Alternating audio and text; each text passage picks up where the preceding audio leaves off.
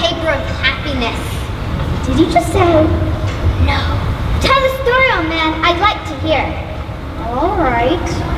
Once a family was famous for their fortune. It seemed odd that this would happen, but they were truly an unusual household. Even though aunts and uncles, cousins and grandchildren, lived together, there was never a crossword or an unhappy noise. All polite and thoughtful. It was said even the chickens didn't fight for their feet. And it was even said that babies were born to smile.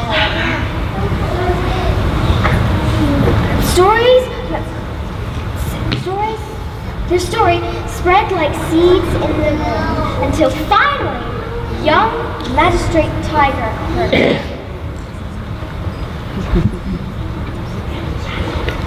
Impossible! The stories are exaggerated. No family shall be this happy.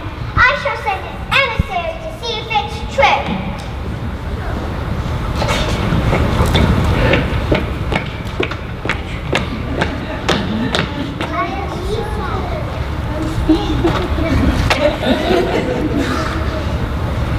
I observed the family from home. I observed the family for a full year. And it's true. And it's true. The adults are loving and faithful. Children are grateful and respectful. And all honor the grandfather. The dogs do not bark. Impossible. Impossible! I am the magistrate. If there's a secret of happiness, I should have it. Return to the family, tell them I want the secret of their happiness put in this box. If you do not do so, have the soldiers destroyed at home.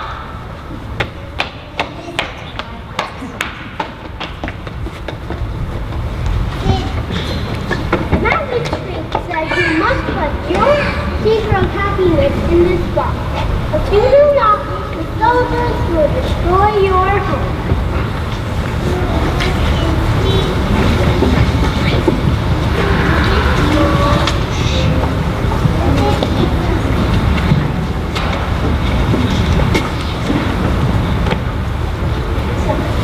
It is done. I put the secret of our happiness inside the box, and you may take it. We hope it serves our magistrate well. But that was easy. Ah! Oh no! Don't spill the secret of happiness!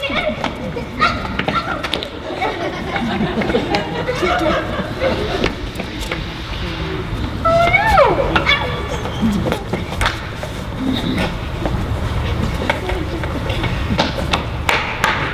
You lost it? It was a paper? What was on it? You remember nothing. As I found it is in the air, it's for your eyes only. I did not read it. What? As it was in the air, I saw there was only one line. Onward on it.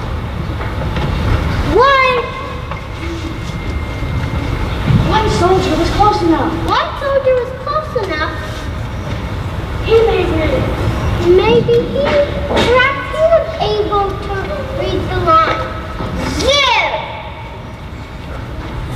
You the only soldier close enough to the paper to read the line. What did it say?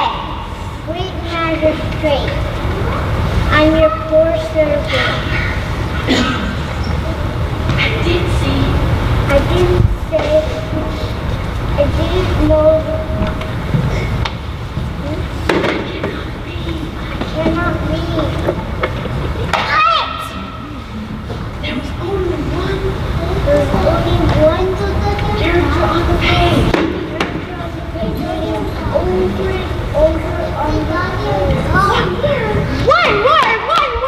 The secret of happiness is one word. It was a trick. The family must have thought they could deceive me. Emissary, soldiers, with me. I will personally get the secret of happiness and punish the family with the lowly dogs.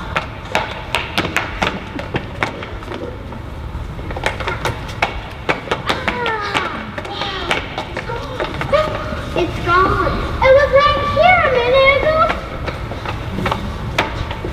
No!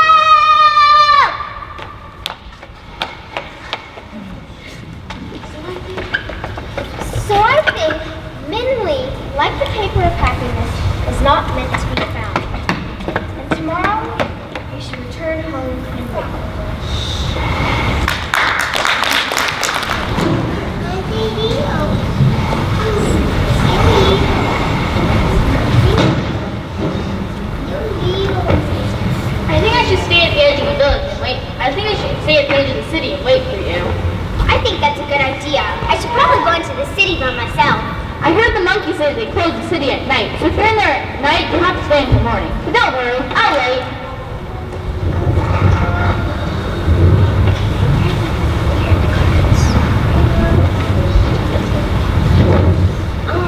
Hi! If I want to see the king, where do I go? King, we have to go to the palace. Where's the palace? You must not be from around here. The city of bright moonlight is divided into two. This is the outer city, where anyone can live in trouble.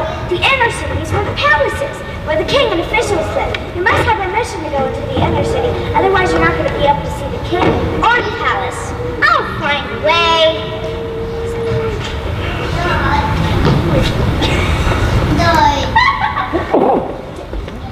Not as easy as that, huh?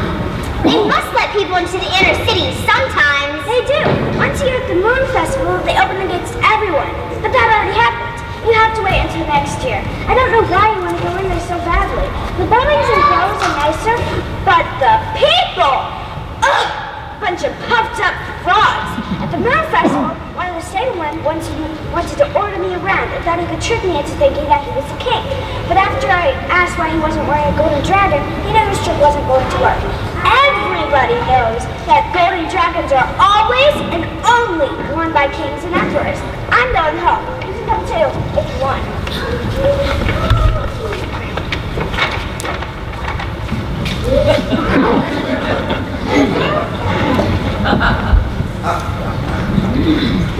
So, tell me why you want to go to the palace so bad. It's not the palace I want to see, it's the king.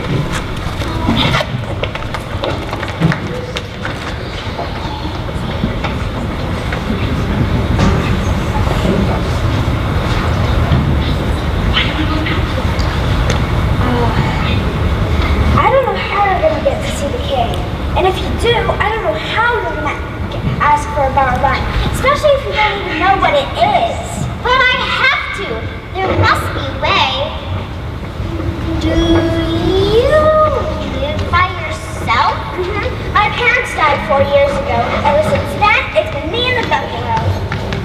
You don't have any aunts or uncles? Any other family or friends? Well, I do have one friend. Who is it? One day I got my buffalo to the forest, but he kept pulling and pushing me away from the stream. No matter what I did, he refused to go in my direction. Finally, I just let him go. I just let him lead the way. He brought me to a part of the forest I had never seen before. And there was a lake so pure and clean it looked as if it were a piece of the sky. And there were 7 beautiful girls swimming in. When the girls saw me and the buffalo come through the trees, they screamed. They grabbed their robes and ran away. All except for one girl, that is. One girl stayed and stared at me with scared eyes. My buffalo was sitting on her dress. I gave it to her and told her to go round so she could change. After that, I apologized for scaring her, and then she laughed. And just like that, we became good friends. She wanted to know everything about me, and she wasn't snobbish or anything. A lot of times she sighed, and she said where she lived, she didn't have that kind of freedom. There's always somebody around watching her and telling her what to do, and it's kind of lonely. Oh, poor girl. She wanted to stay, but she had to go before she was missed. I invited her to come visit me, and she promised she would, and she kept her promise. Every full moon, when she visits her grandfather, she stops here. Whenever I see her, we laugh enough to last the month. She's my best friend, and one day when we're old enough, I'm going to convince her into staying here forever. That's wonderful. And she should be coming tonight. Oh, can I meet her? I don't know. She's really shy around other people, and she's afraid that if anyone sees her, her family might find out that she stops here instead of going straight to her grandfather's house. They're really strict with her, you know. I won't bother her then. Do you want me to leave? No, you could just stay with the buffalo. She told me last time this because it had to be quick anyways. She was behind on her work, so they would expect her back quickly. Work? What does she do? She weaves and spins thread. That's what she brings her grandfather when she visits him, thread that she spins. Hey, I know. I'll ask her how you can see the king. She'll know. so we've been growing up about the king. Does she live in the inner city? No, she lives far away, but she knows a lot of things. I hope so. You'll see. Rest out. I'll be back in the morning. I wonder where he went. The Buffalo Boy's probably meeting his friend. But who is she, really?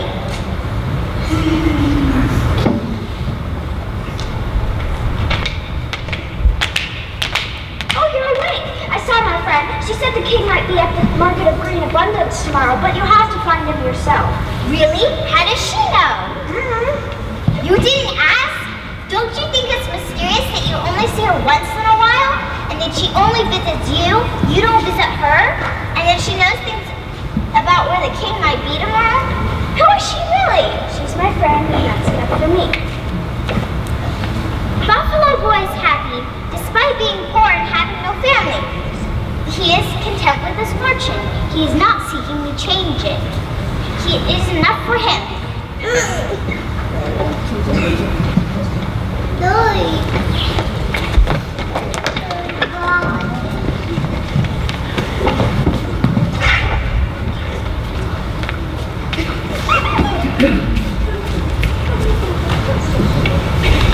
I don't see the king anywhere. Maybe he's not here yet. I don't know if we're gonna find the king here. What would the king be doing at a street market anyway? He said he'd be here, so he will. I need to go. My buffalo's hungry. I should probably take him to the pasture. That's okay. You don't need to look for him with me. Okay. If you need a place to stay tonight, you know where my hut is. If not, maybe I'll see you around. Wait! Here! Take this! No, I don't need that. You keep it. Bye! Goodbye! Now what? How do I find the king here?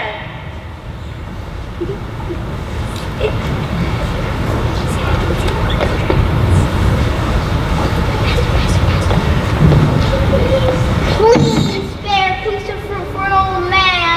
I'm so thirsty. One small peach is smallest. Go away, old man.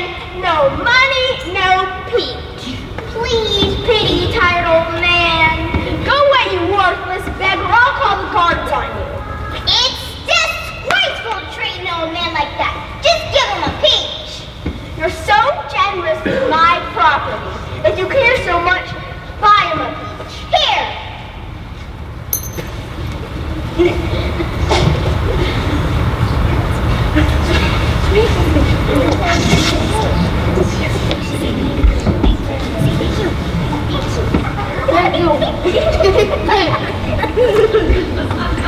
Go get that beggar! He stole all my peaches! Wait, you're wearing the golden dragon. Only thee is allowed to wear the golden dragon, so you must be the king. I'll get him. I can't lose him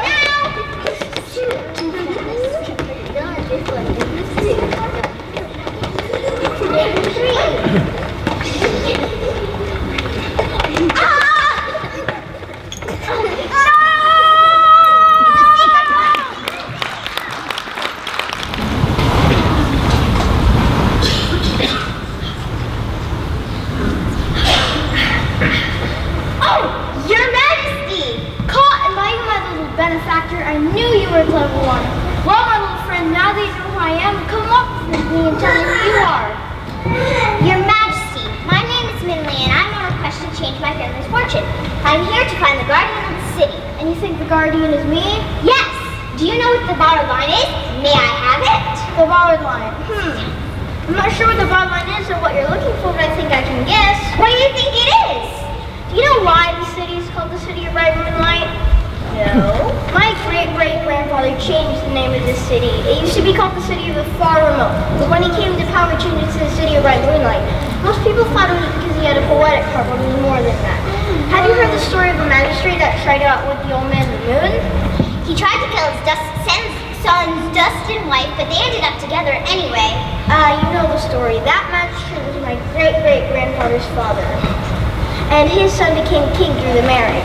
So the story is real! Well, it has been a story that has been passed through my family for generations, but there's more to it than most people heard. After the old man told the magistrate that his son would marry the daughter of a grocer, the magistrate tiger flew into rage. The page from the Book of Fortune, tore it from the book. Before he could tear it in two, the old man's eyes looked into his. The light of the moonlight seemed to bind the magistrates. A silent tongue in the air, Magistrate Tiger's anger turned into fear. Magistrate Tiger? Afraid? Yes, and the old man in the moon told him that the pages of the Book of Fortune cannot be ripped easily. That page is being sent to you before I borrowed it, so it is fitting that you finally receive it. Take it. The book has bestowed some extra qualities to it, but it will be as useless to you as the page would have originally have been.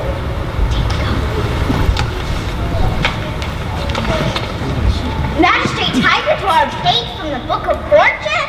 Yes, but he himself was never able to read it, so it remained as useless to him just as the old man literally said it. Here, this is the writ page. It has been studied from generation to generation by the king of the city of bright moonlight. None of us has ever understood what he meant when he said it was borrowed. It was my great-great-grandfather who discovered that the words could only be seen in the light of the moonlight. So we renamed the city of bright moonlight as a reminder for the kings that followed him. So I think this paper, which the old man of the moon said he borrowed, a line torn from the Book of Fortune, is a borrowed line that you see. Of course, it must be. After much study, it was my great-great-grandfather who was able to decipher the words on the page. He realized the words changed according to the situation. And at the time, whenever a king of the city of bright moonlight had a problem, he consulted the paper. And it tells you what to do? Yes, though not the way you think. Sometimes the line is more mysterious than the problem. What does it say? It says you only lose what you cling to. It seems your request deserves some consideration. The line tells me as much. Let me think. For generations, my family has prized this paper. It has been valued over gold and jade, but what is it really? I don't know, Your Majesty. It is simply proof of my ancestors' rudeness and greed. But yet we've disregarded that. Instead, we guard and protect this written line. We have always been afraid of losing it. We've always clung to it, always been afraid of losing it. But by choosing it to give it to you, there is no loss. Here. So, but it was never meant for us. Perhaps it was never meant for us to cling to. No matter whom the paper belonged to, this is a page from the Book of Fortune, a book that no one owns. So perhaps it is time for the page to return to the Book of Fortune. Your Majesty? You only lose what you cling to. So by choosing to give you this line, there is no loss.